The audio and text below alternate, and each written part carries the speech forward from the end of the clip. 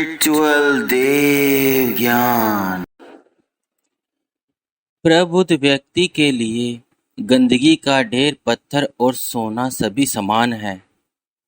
आपके कर्म ही आपकी पहचान है, वरना एक नाम के हजारों इंसान हैं। धर्म केवल कर्म से होता है, कर्म के बिना धर्म की कोई परिभाषा नहीं होती। जय श्री कृष्ण। कृष्ण जन्माष्टमी व्रत कथा पूजा विधि सहित। इस दिन सुबह जल्दी उठकर घर के मंदिर को अच्छे से साफ कर, फिर एक साफ चौकी पर पीले रंग का वस्त्र बिछाए और चौकी पर बाल गोपाल की प्रतिमा स्थापित करे। इस दिन बाल गोपाल की अपने बेटे की तरह सेवा करे, उन्हें झूला झुलाए, लड्डू और खीर का भोग लगाए। रात 12 बजे के करीब भगवान कृष्ण की विधि विधान पूजा करे, उन्हें घी, मिश्री, माखन, खीर इत्यादि चीजों का भोग लगाए। कृष्ण जी के जन्म की कथा सुने, उनकी आरती उतारे और अंत में प्रसाद सबको वितरित कर दे। पूजा सामग्री: खीर, शहद, पीले या लाल रंग का साफ कपड़ा, दूध, दही, एक साफ चौकी, पंचामृत, गंगा जल, बाल कृष्ण की मूर्ति, चंदन, धूप, दीपक, अगरबत्ती, अक्षत, मक्खन, मिश्री, तुलसी का पत्ता और भोग की सामग्री। कृष्ण जन्माष्टमी व्रत कथा। इंद्र ने कहा, हे ब्रह्मपुत्र, हे मुनियों में श्रेष्ठ, सभी शास्त्रों के ज्ञाता, हे देव, व्रतों में उत्तम उस व्रत को बताए जिस व्रत से मनुष्य को मुक्ति लाभ प्राप्त हो, तथा हे ब्राह्मण, उस व्रत से प्राणियों को भोग व मोक्ष की प्राप्ति हो जाए। इंद्र की बातों को सुनकर नारद जी ने कहा, त्रेता युग के अंत में और द्वापर युग के प्रारंभ समय में निंदित कर्म को करने वाला कंस नाम का एक अत्यंत पापी दैत्य हुआ। उस दुष्ट व नीच कर्मी दुराचारी कंस की देविका नाम की एक सुंदर बहन थी। देवकी के गर्भ से उत्पन्न 8वां पुत्र कंस का वध करेगा। नारद जी की बातें सुनकर इंद्र ने कहा, हे महामते, उस दुराचारी कंस की कथा का विस्तार पूर्वक वर्णन कीजिए। क्या यह संभव है कि देवकी के गर्भ से उत्पन्न 8वां पुत्र अपने मामा कंस की हत्या करेगा? इंद्र की संदेह भरी बातों को सुनकर नारद जी ने कहा, हे आदित्य पुत्र इंद्र, एक समय की बात है, उस दुष्ट कंस ने एक ज्योतिषी से पूछा कि ब्राह्मणों में श्रेष्ठ ज्योतिर्विद मेरे मृत्यु किस प्रकार और किसके द्वारा होगी। ज्योतिषी बोले, है दानवों में श्रेष्ठ कंस वासुदेव की धर्मपत्नी देवकी, जो वाक्य पटु है और आपकी बहन भी है, उसी के गर्भ से उत्पन्न उसका 8वां पुत्र, जो कि शत्रुओं को भी पराजित कर इस संसार में कृष्ण के नाम से विख्यात होगा, वही एक समय सूर्योदय काल में आपका वध करेगा। ज्योतिषी की बातें सुनकर कंस ने कहा, हे देवज बुद्धिमानों में अग्रण्य, अब आप यह बताएं कि देवकी का 8वां पुत्र किस मास में किस दिन मेरा वध करेगा। ज्योतिषी बोले, हे महाराज, माघ मास की शुक्ल पक्ष की तिथि को 16 कालों में पूर्ण श्री कृष्ण से आपका युद्ध होगा। उसी युद्ध में वे आपका वध करेंगे। इसलिए हे महाराज, आप अपनी रक्षा यंत्र पूर्वक करें।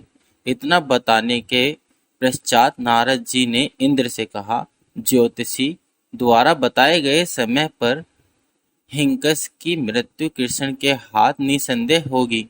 तब इंद्र ने कहा, हे मुनि, उस दुराचारी कंस की कथा का वर्णन कीजिए और बताइए कि कृष्ण का जन्म कैसे होगा। तथा कंस की मृत्यु कृष्ण द्वारा किस प्रकार होगी। इंद्र की बातों को सुनकर नारद जी ने पुनः कहना प्रारंभ किया।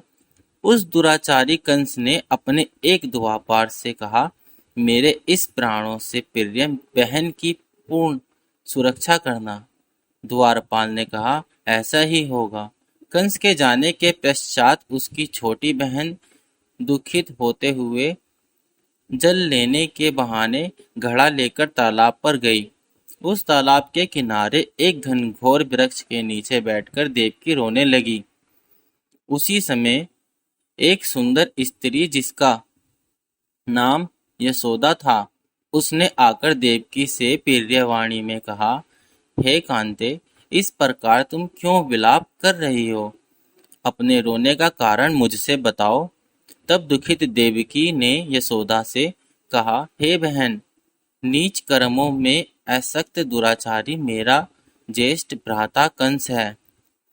उस दुष्ट भ्राता ने मेरे कई पुत्रों का वध कर दिया। इस समय मेरे घर में 8वां पुत्र है, वह इसका भी वध कर डालेगा।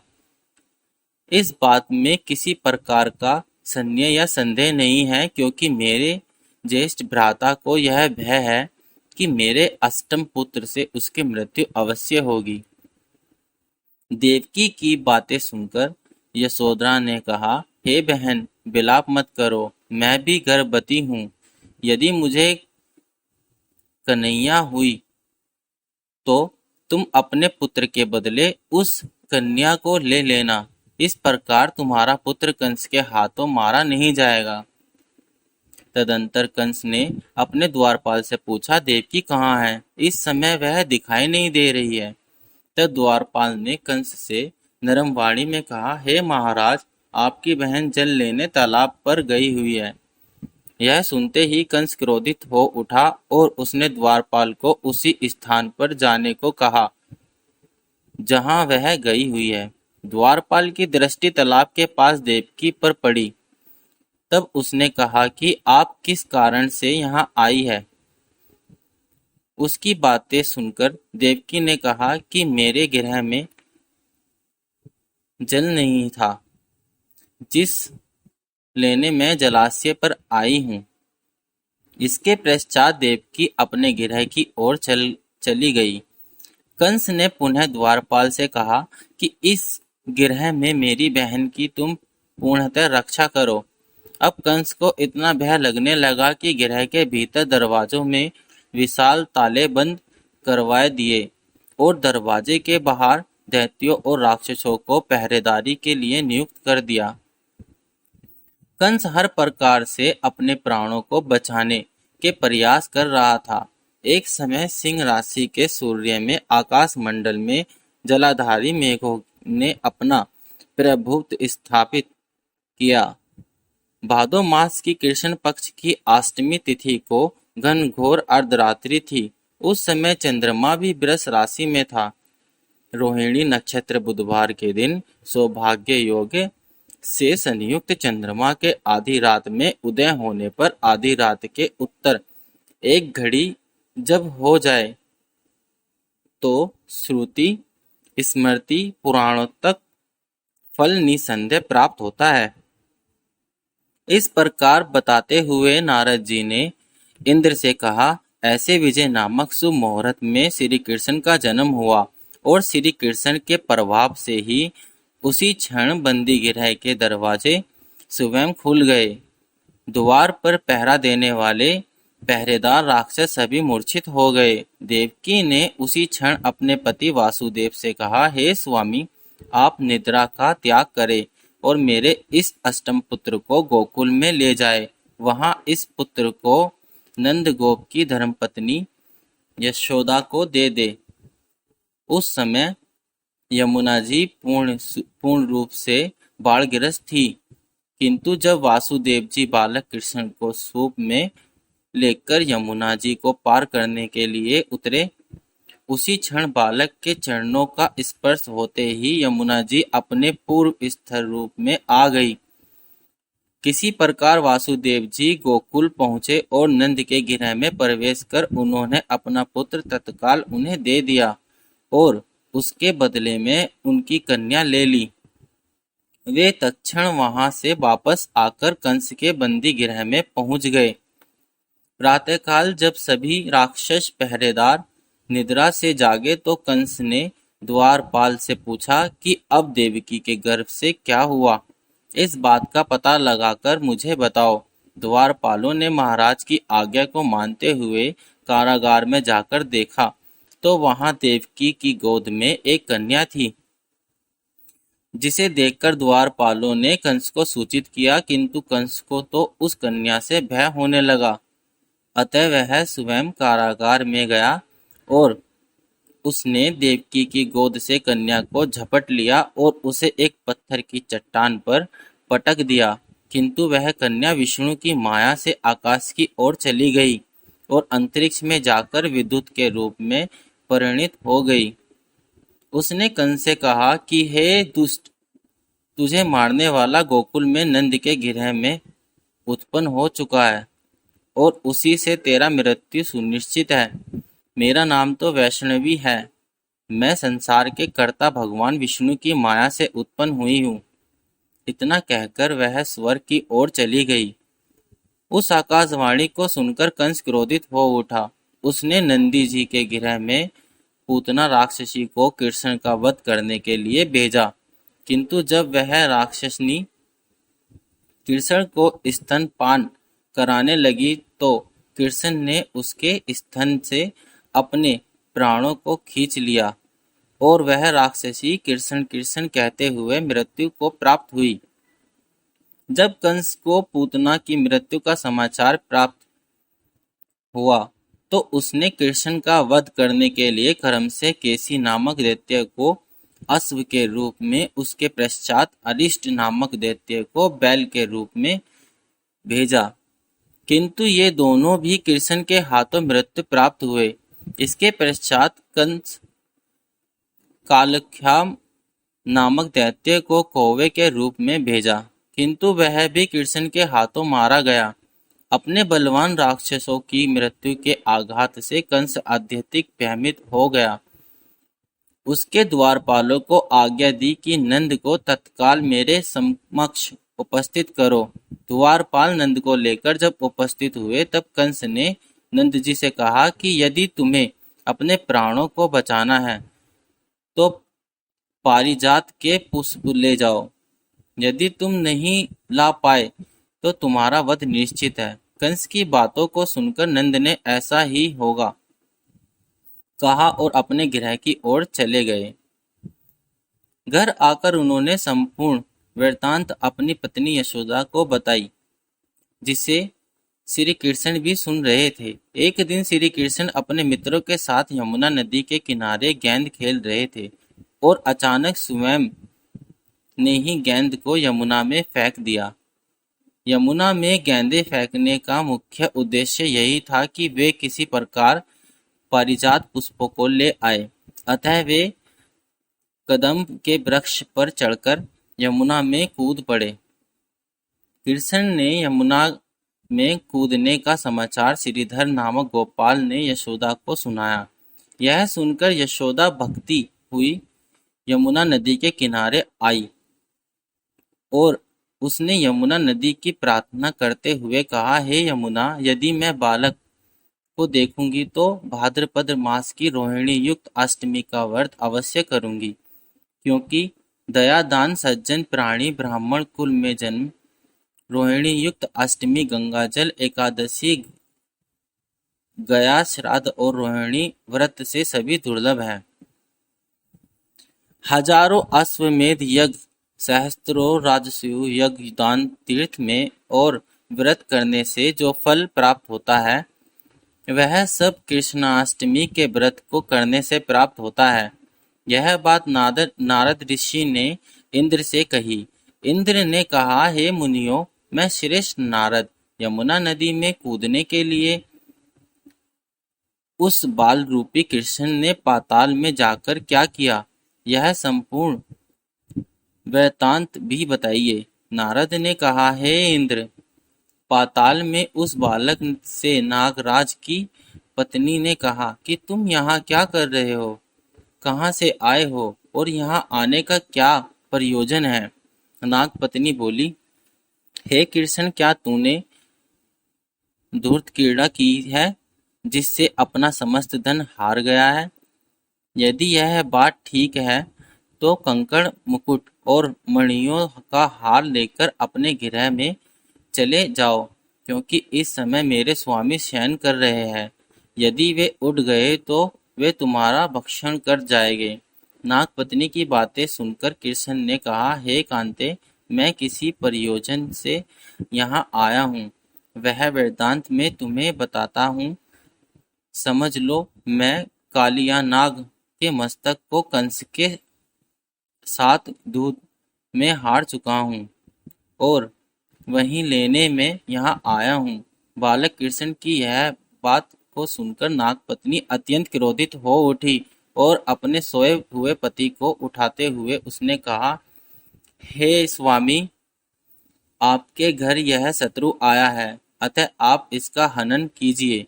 अपनी स्वामिनी की बातों को सुनकर कल्याण नाग निद्रावस्था से जाग पड़ा और बालक कृष्ण से युद्ध करने लगा। इस युद्ध में कृष्ण को मूर्छित आ गई। उसी मूर्छा को दूर करने के लिए उन्होंने गरुड़ का स्मरण किया। स्मरण होते ही गरुड़ वहां आ गए। श्री कृष्ण अब गरुड़ पर चढ़कर कालिया नाग से युद्ध करने लगे और उन्होंने कालिया नाग को युद्ध में पराजित कर दिया। अब कालिया नाग ने भली भांति जान लिया था कि मैं जिससे युद्ध कर रहा हूँ वे भगवान विष्णु के अवतार श्री कृष्ण ही है।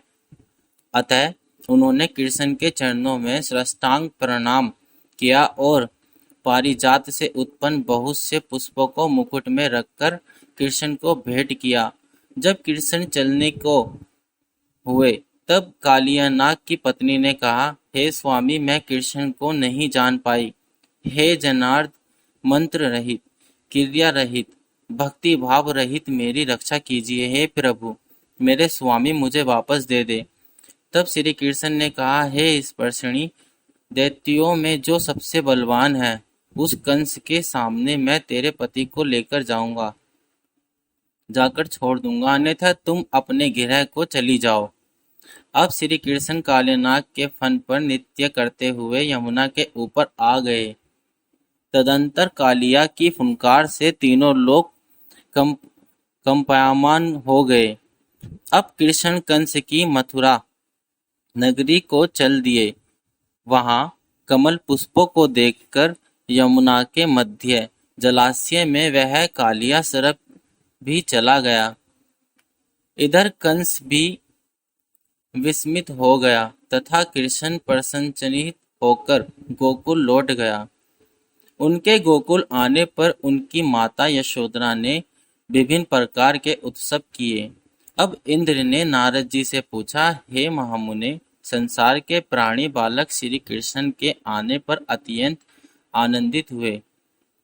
आखिर श्री कृष्ण ने क्या क्या चरित्र किया, वह सभी आप मुझे बताने की कृपा करें। नारद ने इंद्र से कहा, मन को हारने वाला मथुरा नगर यमुना नदी के दक्षिण भाग में स्थित है। वहां कंस का महाबलशाली भाई चारुण रहता था। उस चारुण से श्री कृष्ण के मल्लयुद्ध की घोषणा की गई। हे इंद्र, कृष्ण और चारुण का मल्लयुद्ध अत्यंत आश्चर्यजनक था। चारुण की अपेक्षा कृष्ण बाल रूप में थे। मेरे संग और मृदंग के शब्दों के साथ कंस और केसी इस युद्ध को मथुरा की जनसभा के मध्य में देख रहे थे। श्री कृष्ण ने अपने पैरों को चारुण के गले में फंसाकर उसका वध कर दिया। चारुण की मृत्यु के पश्चात उनका मल्लयुद्ध केसी के साथ हुआ। अंत में केसी भी युद्ध में कृष्ण के द्वारा मारा गया। केसी के मृत्युपरांत मल्लयुद्ध देख रहे सभी प्राणी श्री कृष्ण की जय जयकार करने लगे। बालक कृष्ण द्वारा चारुण और केसी का वध होना कंस के लिए अत्यंत हृदय विदारक है। अतः उसने सैनिकों को बुलाकर उन्हें आज्ञा दी कि तुम सभी अस्त्र शस्त्रों से सुसज्जित होकर कृष्ण से युद्ध करो। हे इंद्र! उसी क्षण श्री कृष्ण ने गरुण, बलराम तथा सुदर्शन चक्र का ध्यान किया, जिससे परिणाम स्वरूप बलदेव जी सुदर्शन चक्र लेकर गरुड़ पर आरूढ़ होकर आए। उन्हें आते देख बालक कृष्ण ने सुदर्शन चक्र को उनसे लेकर स्वयं गरुड़ की पीठ पर बैठकर न जाने कितने ही राक्षसों और दैत्यों का वध कर दिया, कितनों के शरीर अंग भंग कर दिए। इस युद्ध में श्री कृष्ण और बलदेव ने असंख्यक दैत्यों का वध किया। बलराम जी ने अपने आयुध शस्त्र हल से और कृष्ण ने सुदर्शन चक्र से माघ मास की शुक्ल पक्ष की सप्तमी को विशाल दैत्यों के समूह का सर्वनाश किया। जब अंत में केवल दुराचारी कंस ही बच गया तो कृष्ण ने कहा, हे दुष्ट अधर्मी दुराचारी, अब मैं इस महायुद्ध स्थल पर तुझसे युद्ध कर तथा तेरा वध कर इस संसार को तुझसे मुक्त कराऊंगा। यह कहते हुए श्री कृष्ण ने उसके केसों को पकड़ लिया और कंस को घुमाकर पृथ्वी पर पटक दिया, जिससे वह मृत्यु को प्राप्त हुआ। कंस के मरने पर देवताओं ने शंख घोष व पुष्प वशिष्ठ की। वहां उपस्थित समुदाय श्री कृष्ण की जय जयकार कर रहा था। कंस की मृत्यु पर नंद देवकी, वासुदेव, यशोधरा और इस संसार के सभी प्राणियों ने हर्ष पर्व मनाया। जय श्री कृष्ण। व्रत विधि। इस कथा को सुनने के पश्चात इंद्र ने नारद जी से कहा, हे ऋषि, इस कृष्ण जन्माष्टमी का पूर्ण विधान बताएं एवं इसके करने से क्या पुण्य प्राप्त होता है, इसके करने की क्या विधि है। नारद जी ने कहा, हे इंद्र, भाद्रपद मास की कृष्ण जन्माष्टमी को इस व्रत को करना चाहिए। उस दिन ब्रह्मचार्य आदि नियमों का पालन करते हुए श्री कृष्ण का स्थापन करना चाहिए। सर्वप्रथम श्री कृष्ण की मूर्ति स्वर्ण कलश के ऊपर स्थापित कर चंदन, धूप, पुष्प, कमल पुष्प आदि से श्री कृष्ण प्रतिमा को वस्त्र से वेष्टित कर विधि पूर्वक अर्चन करे। गुरुची छोटी पीतल और सोट को श्री कृष्ण के आगे अलग अलग रखे। इसके पश्चात भगवान विष्णु के 10 रूपों को देवकी सहित स्थापित करे। हरि के सानिध्य में भगवान विष्णु के 10 अवतारों गोपिका, यशोधरा, वासुदेव, नंद, बलदेव, देवकी, गायों, वत्स, कालिया, यमुना नदी, गोपगण और गोपपुत्रों का पूजन करें। इसके पश्चात 8वें वर्ष की समाप्ति पर इस महत्वपूर्ण व्रत का उद्यापन कर्म भी करें। पूर्ण विधि। उपवास की पूर्व रात्रि को हल्का भोजन करे और ब्रह्मचार्य का पालन करे। उपवास के दिन प्रातःकाल स्नान आदि नित्य कर्मों से निवृत्त हो जाए। पश्चात सूर्य, सोमयम, काल, संधि, भूत, पवन, दिक्पति, भूमि, आकाश, खेचर, अमर और ब्रह्मादि को नमस्कार कर पूर्व या उत्तर मुख बैठे। इसके बाद जल, फल, पुष्प और गंध लेकर संकल्प करे, मैं महाखिल पाप प्रसन्ना पूर्वक सर्वभिष्ट सिद्धे श्री कृष्ण जन्माष्टमी व्रत मह करिष्ये। अब मध्याह्न के समय काले तिल के जल से स्नान कर देवकी जी के लिए सूती का ग्रह नियत करे। तत्पश्चात भगवान श्री कृष्ण की मूर्ति या चित्र स्थापित करे। मूर्ति में बालक श्री कृष्ण को स्तनपान कराती हुई है देवकी हो और लक्ष्मी जी उसके चरण स्पर्श किए हो अथवा ऐसे भाव हो। इसके बाद विधि विधान से पूजन करे। पूजन में देवकी, वासुदेव, बलदेव, नंद, यशोदा और लक्ष्मी इन सब का नाम क्रम से निर्दिष्ट करना चाहिए। फिर निम्न मंत्र से पुष्पांजलि अर्पण करे। प्रणमे देव जननी तव जतसु वामन वसुदेवात् तथा कृष्णो नमस्तुभे नमो नमः। सुपुत्रांधे प्रदत्त में ग्रहणों में नमोस्तुते। अंत में प्रसाद वितरण कर भजन कीर्तन करते हुए रात्रि जागरण करें। जय श्री कृष्ण।